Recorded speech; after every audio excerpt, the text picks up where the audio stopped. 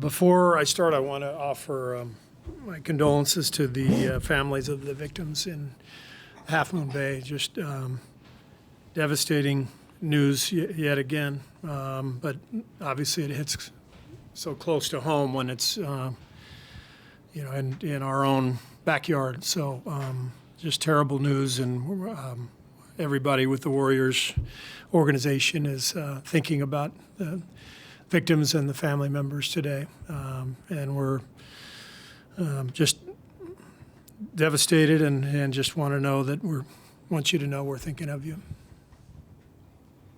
These things happen at an astonishing rate. Do you sense that there will ever be a point where it becomes too much, or should we have passed that point already? I think I thought that point happened already, with Sandy Hook, and that was sort of the moment where a lot of us realized this is an issue that's going to take an avalanche of support, and then the courage of people in our government to help at least curb some of the violence. So when Sandy Hook happened and we just didn't get as much momentum as most of us felt we would, that was really eye-opening and devastating. And so we're going to continue to deal with this on a daily basis because these mass shootings happen pretty much every day, and but most of them don't get that much publicity anymore unless it's something that resonates across the country. And so it's going to take the entire population of this country to sort of get the pendulum to swing, and I think more than anything we need to have senators and congressmen who can, on the Republican side, who can run on a campaign of gun safety and gun violence prevention and still think that they can win. Because if as long as all those candidates think they can't win their election if they support gun prevention, gun violence prevention, gun safety measures, common sense laws, it's been proven that people are most of those people are going to put their job and their power ahead of the lives of their fellow citizens. On the same topic, sort of, but does it ever get challenging for people like you and Pop who are, wired into some of these things to keep basketball top of mind? Yeah. And I imagine we're going to have a moment of silence tomorrow before the Memphis game. That'll be back-to-back moments of silence. So I don't know if I had to count the moments of silence that I've been part of here, in the Bay that we've observed before Warriors games. It's for sure double figures. And it just feels like we're just, doing the same thing over and over again. But that's why it's so important for everybody to join the fight, and whatever that means. Maybe it's contributing to, one of the many gun violence prevention groups out there, like Brady or Giffords or March for Our Lives, or locally a group like Live Free. Maybe it's having conversations with family members, with your neighbors. One of the things I learned was that the words you use in these conversations are crucial. You never use the phrase gun control when you're talking to a gun rights activist because it sounds like it's government control. And so it's important that you learn how to have these conversations. And it's important that people understand we can have Second Amendment rights and protect people's rights to own a firearm and at the same time have really common sense laws in place. Things like background checks, things like safety training, things like registration, things like let's not have weapons of war in the hands of our citizens. There's a reason we don't allow tanks on the street. There's a reason we don't allow automatic weapons. So why did we draw the line at semi-automatic weapons? Like those have been unbelievably deadly in most of these mass shootings. There's no reason. And I think one of the things I think about all the time is, our founding fathers, who we hold in high regard for good reason. They were very wise when they put together our government. If at the time there had been mass shootings in schoolhouses and villages, and do you really think they would have said, yeah, that's okay, we'll just do this? No, of course not. They would have adapted the laws. They would have figured out we've got to do better. And so just sit here and think, well, we should just honor this exact law, even though that's in question too, given that many legal experts disagree on the wording of the Second Amendment. But let's just adapt like we have with a lot of other things in the Constitution. Let's figure out what we can do to protect our children, protect our fellow citizens. And we know what those things are, but we have to have everybody, not everybody, but we have to have the vast majority of people in this country actually step forward and say, this is enough, and I'm going to support candidates that are going to fight for gun safety measures, common sense gun safety measures. Because we know from research that the vast majority of people do support common sense gun safety measures, but it has to translate to our politics and our elections.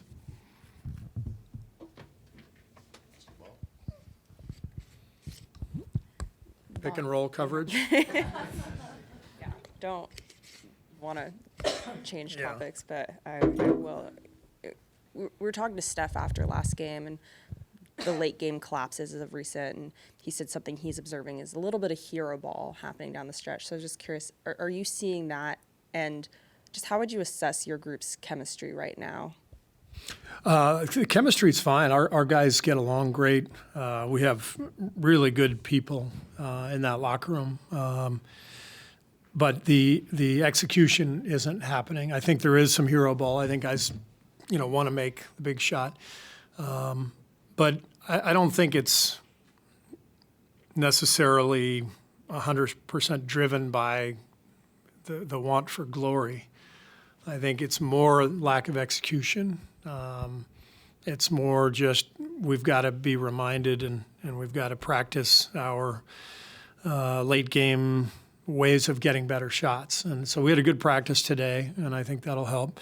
But we've had probably 7 or 8 games this year that we feel like we should have won, and only a couple where we won that we should have lost. And that gap is the difference between being the 3 seed and being 10th where we are right now. So very small margin for error, and we've got to get better on those margins. What's just the latest with James Wiseman, and what has he been able to do at practice? He practiced fully today. We didn't scrimmage. There was nothing live, but he looked good. He's moving well, and I think he's questionable for tomorrow, so he's getting close. Yeah. Steve, Draymond said something the other day on his podcast that along the lines of, part of the reason why the season has been as it is because of him, and that he can't be the leader he wants to be because, as he put it, sort of, we all know what happened. Have you detected any of that from Draymond, his maybe loss of ability to lead? I mean, it's a good question, and Draymond acknowledged it. I think, this team is already filled with young, fresh faces, and so, the leadership that has to come from within doesn't all fall on Draymond's shoulders. All of the vets need to contribute to that, but Draymond has obviously been our leader. I've called him our heartbeat many, many times, and so he feels that way. So it's affected, the way he communicates with the group. But there's nothing you can do about it. You as coaches, we continue to try to have open dialogue with the group, with individuals. We try to keep things moving forward. And I've said this a few times, but I really do believe we're right there. Our bench is playing really well. In the beginning of the season, our bench was struggling. Our starters were great. Now it's kind of flip-flopped. We've got some starters struggling, but our bench is really coming along. So it's very possible for us to put this together. But again, just a few little things that we've got to continue to work on. If that is a problem for Draymond, that he feels he can't do what he did, do you see that changing, that maybe he can work back more into that? Draymond is still our leader and still the guy who's going to,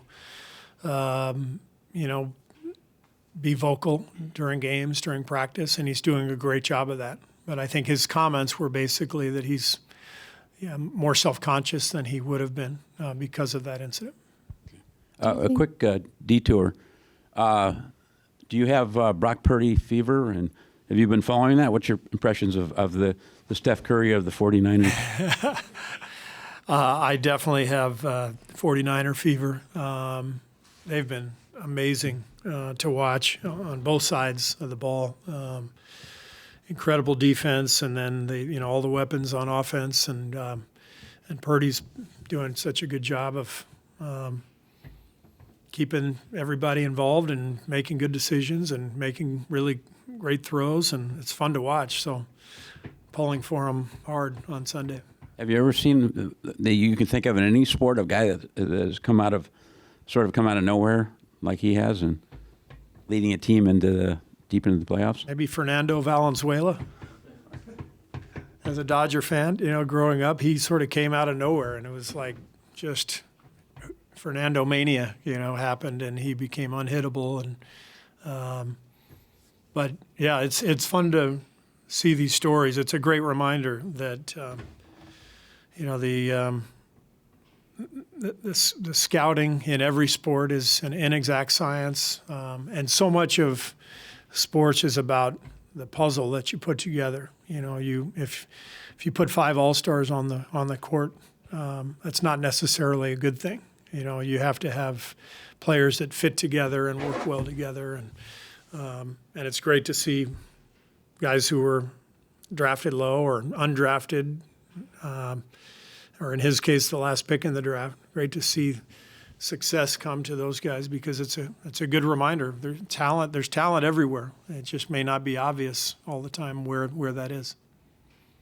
Going back to the Draymond comments, he specifically said that he felt like there's just been a general lack of accountability, and he took ownership for that, saying that's in part because of him and what you mentioned, just being more self-conscious of his leadership. But have you noticed a lack of accountability, and can that maybe explain some of this season's shortcomings? Well, I mean, that's a tough phrase, because then you say, well, what does that mean? To me, our guys are accountable. Everyone readily admits their mistakes. I do the same thing. I didn't feel like I coached a great game the other night. I told the team that. I feel like our players are all very accountable for their performances. We have a lot of dialogue within the group about, with film sessions, and guys have no trouble being accountable and admitting a mistake. So what does that mean? I understand what Draymond is saying. Like, we aren't closing games, and we're not getting better in the areas where we need to get better. So that's accountability too, but it may be a slightly different meaning than what some people might think of it as. Last game, Andrew didn't play too much in the second half. Just wondering, do you think that it's more of a rhythm thing coming back from that injury, and is it just really hard getting back from such a long absence that he had?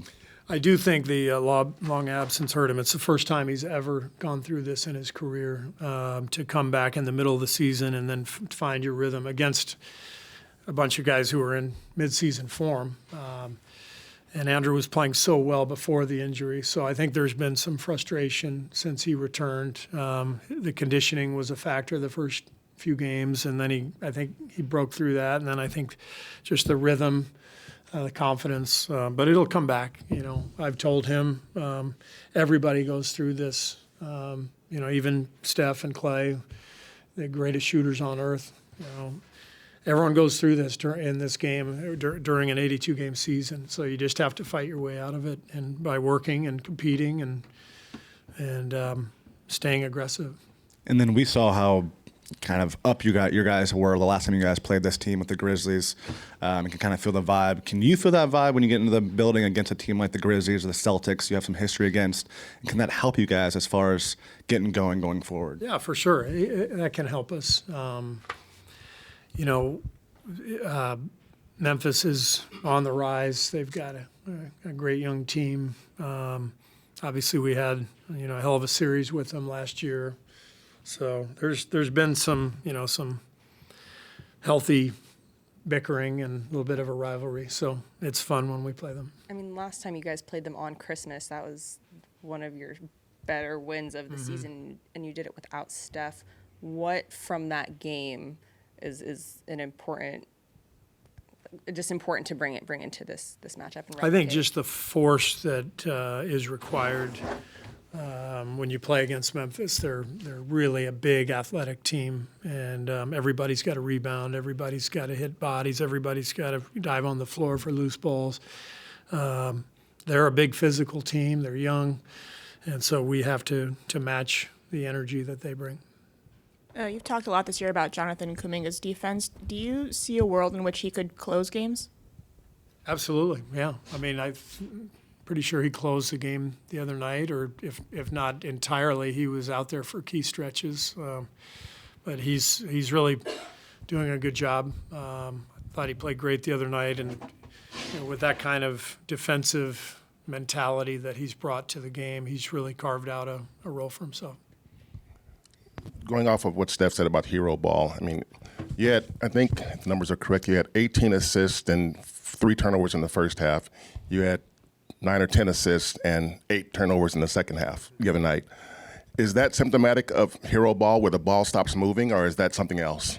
I think that's more execution. I think that's where the other team says, all right, we got to pick up our defense. Let's get in them. And Brooklyn has a very good defense. They switch everything, and not easy to beat them at the point of attack.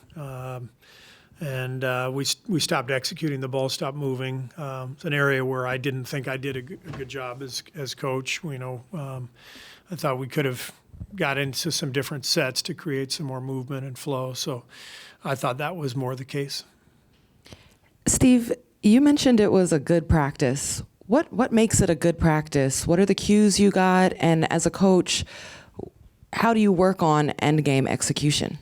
I mean, one of the reasons it was a good practice is because it was the first one we've had literally in 10 days. So any practice is a good practice right now. But we were able to work on the execution of some of our sets that's been lacking lately. So just tightening up the detail allows you to execute better in the game. Steve, I think it was like 2022 in December, 2021 in December when I asked you about the Grizzlies and, that possibly becoming a rivalry. And you were like, there has to be some playoff series and, more things have to unfold. It's been over a year since then. I just heard you say it's becoming a little bit of a rivalry. Even the NBA, this is rivalry week, so to speak. Do you see that kind of unfolding now with the Grizzlies kind of becoming, that type of, rivalry and atmosphere with that team? Yeah, the playoff series, I think, made that happen. And then, the league put us on Christmas Day together. And so the league is pushing for it as well. And it's a classic story of, a young team trying to knock the aging team off the mountain. So makes for a good story, and it's definitely fun to compete.